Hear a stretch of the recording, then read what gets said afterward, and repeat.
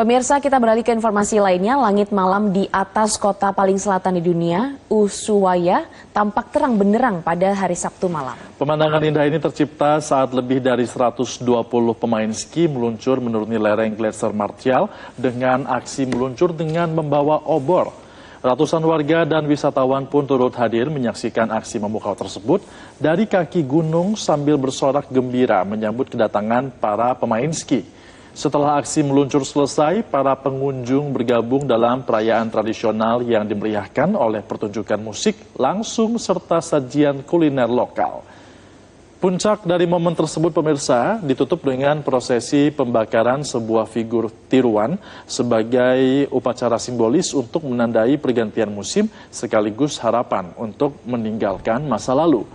Acara tahunan yang diselenggarakan di Taman Ujung Dunia ini sekaligus menjadi peringatan Hari Pendaki Gunung di ibu kota provinsi Tierra del Fuego, Argentina.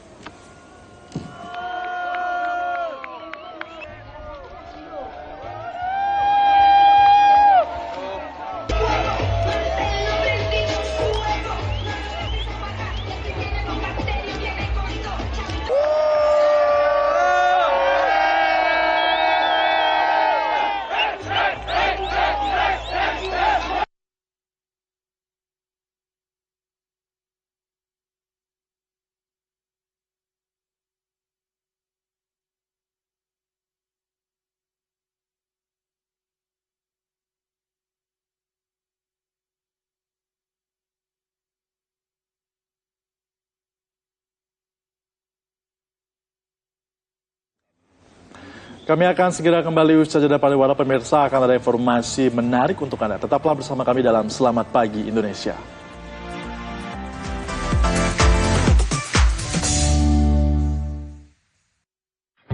Gimana sih rasa spesial buat lo? Kalau misalnya yang biasa aja,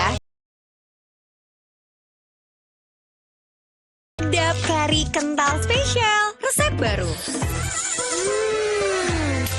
Real sedapnya. Resep baru dengan rempah pilihan, buah makin kental, rasanya makin spesial. Mie-nya kenyal maksimal, gurih karinya makin sedap, bikin tiap seruputan full of flavor. Cobain deh resep baru mie sedap kari kental spesial, karinya makin spesial dari Wings Food. Soekarno-Hatta menolak untuk memproklamasikan kemerdekaan. Para pemuda sepakat untuk menjauhkan mereka dari pengaruh Jepang. Tanya mengapa? Soekarno-Hatta menolak proklamasi karena tidak mau melangkahi wewenang PPKI. Mereka ingin kemerdekaan diputuskan secara sah melalui lembaga tersebut untuk menghindari kekacauan administrasi. 16 Agustus 1945, peristiwa besar tercatat dalam lembaran album sejarah perjuangan bangsa Indonesia. Jam 3 dini hari, sejumlah pemuda membawa Soekarno, Fatmawati, Guntur, dan Hatta ke Rengas Dengklok. Tempat ini dipilih karena letaknya dekat dengan Tangsi, pembela tanah air. Jam setengah 7 pagi, rombongan Soekarno-Hatta tiba dan disambut meriah oleh rakyat Rengas Dengklok. Jam 11 siang, bendera Jepang diturunkan masyarakat, bendera merah putih dinaikkan. Upacara digelar tanpa protokoler, hanya diiringi selawatan. Di saat yang sama, Soekarno-Hatta dibawa ke rumah Jiao Kiesong. Golongan pemuda kembali mendesak Soekarno-Hatta untuk melakukan proklamasi. Jam 5 sore, perundingan selesai. Rombongan penjemput tiba. Ahmad Subarjo menjamin bahwa kemerdekaan Indonesia akan diproklamasikan pada 17 Agustus 1945, selambat-lambatnya pukul 12. Jam 11 malam, setibanya di Jakarta, rombongan langsung menuju rumah Laksamana Maeda. Di sana, Soekarno, Hatta, dan Ahmad Subarjo membahas rumusan teks proklamasi. Peristiwa Rengas Dengklok menjadi titik krusial dalam terwujudnya proklamasi kemerdekaan Indonesia. Ikuti kisah perjuangan kemerdekaan Indonesia dalam serial berikutnya. Zona Bisnis, Senin hingga Jumat di jam-jam berikut.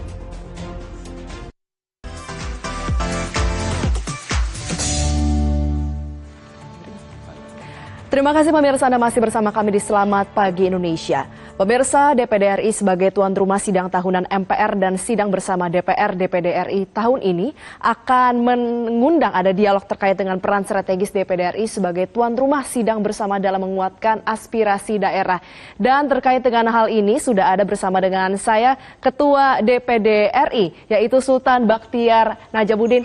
Pak Sultan, selamat pagi. Terima kasih Bapak sudah meluangkan waktu untuk hadir di tengah kesiapan dan juga pasti kesibukan ya Pak menyiapkan sidang bersama. Ya, selamat pagi. Iya. Ya lumayan sibuk. Lumayan sibuk ya. Pak Sultan, ini kan tahun ini tuan rumah dari sidang bersama adalah DPD RI. Bagaimana Bapak memaknai momentum strategis ini bagi peran dan juga posisi DPD RI? Iya, jadi selamat pagi semuanya ya. Agenda sidang tahunan dan sidang bersama ini kan memang diatur ya. Diatur khususnya sidang bersama antara DPR dan DPD.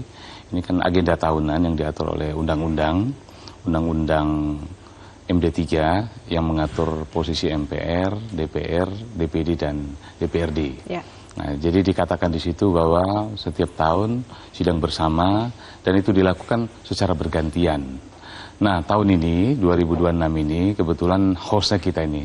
Mendapat kehormatan. Iya, kita mendapatkan kehormatan sebagai tuan rumah. Lalu maknanya apa?